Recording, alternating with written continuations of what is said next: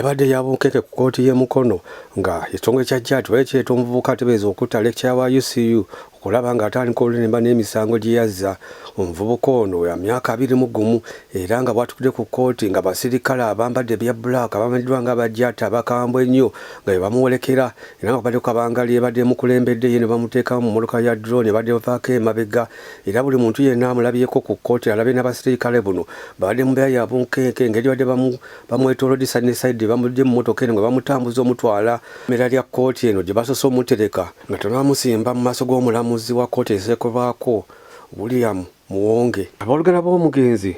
Pamela tumwebaze nabo batuuse ku kkooti y'e Mukono nabo ne bagenda mu courtroom badde bagenda okuwuliriza omusango guno era nga wano abantu ab'enjawulo bonna badde beewuunya okuba nga omuvubuka ono omulaba nga muto nnyo wa myaka 21 wabula nga bangi basigadde beewuunya engeri gye yattamu omulecturer ono wa UCU era nga tukuleetedde byonna ebibadde mu kkooti ngono omusimbye mu maaso g'omulamuzi wa kkooti eseekolwako William Muwonge amusoose n'amutegeeza muno omusango guyasagwa naggommola wabula kkooti gye bamuleeseemu tekkirizibwa kuwulira musango guno era talina kigambo kyonna kyalina kunyiga mu kkooti eno.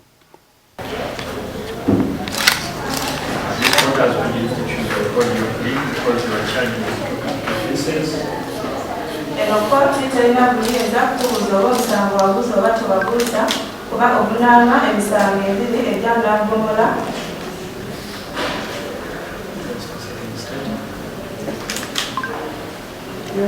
Oluvannyuma omulamuzi amubuuziza olulimi ki lwasinga okutegeera era lwayagala bamusomeremu omusango guno omuwala n'ategeeza muno yawulira Luganda era wano omutaputa wa kkooti oba court clerk n'atandika okumusomera omusango gwasoose omusomera gwa butemu nga kigambibwa yatta Pamela eyali lecturer wa UCU era gwe musango gwasoose omusomera nga woogubulira mu bigambo bye.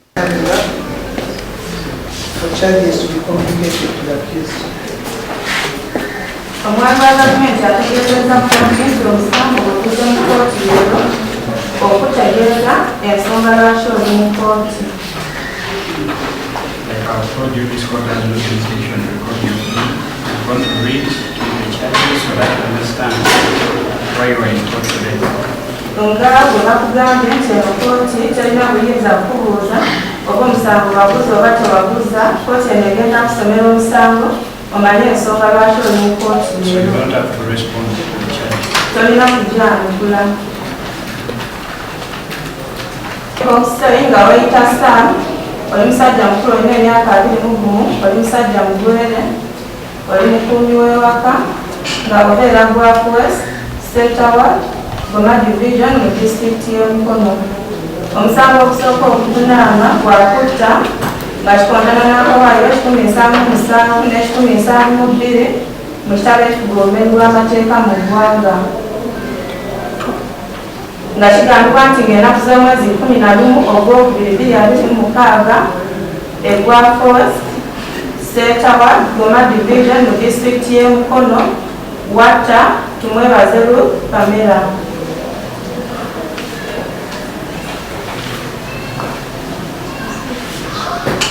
Omusango gw'okubiri gwe bamusomedde gw'okubbisa eryanyi ngono bagamba omugezi yamubbako ebintu ebyawerako omwali ensimbi enkalu essimu laputopu kyaja n'ebirala bingi era nga gwe guno omusango mulala gwagenda omuvunaana. Okuvunaana bwakubbisa bisi nga kikontana n'akawaayiro 266 ne 267 ennyingo ey'okubiri mu kitabo ekigombe lw'amateeka mu ggwanga nga kigambibwa nti ng'ennaku z'omwezi 11 Ogwokubiri 2026 Gwafu West Center Goma mu disitulikiti y'e Mukono wabbisa ebisi nga obba Tumwebaze Pamela wamubbako laptop bag n'omubbako essimu eya smartphone ekika kya Galaxy Samsung yalimu lane n'omubbako charger era nga byali balirwamu emitwalo 2 ssente z'e Ghana $9 n'omubbako coins ez'e Kenya n'omubbako coins eza Botswana n'omubbako akantu ke bateekamu ebiwandiiko nga kaali ka Coffee Brown era nga kwekyo ekiseera bakozesa ebisi ebyavaako tumwebaze Ruth Pamela okufa. Oluvannyuma omuwabi wa gavumenti Emily Nisiima ategeereza omulamuzi buli okuneeza kukyagenda mu maaso n'asaba kkooti okulaba nga ono amusinga kwa rimanda nga weewa omukisa poliisi okusigala mu maaso ng'egenda ennoonyereza kuziba omusango guno.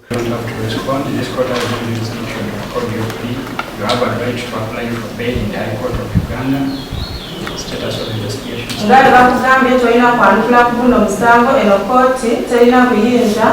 naye olina eddembe ery'okusaba okweyimirirwa mu kkooti enkulu.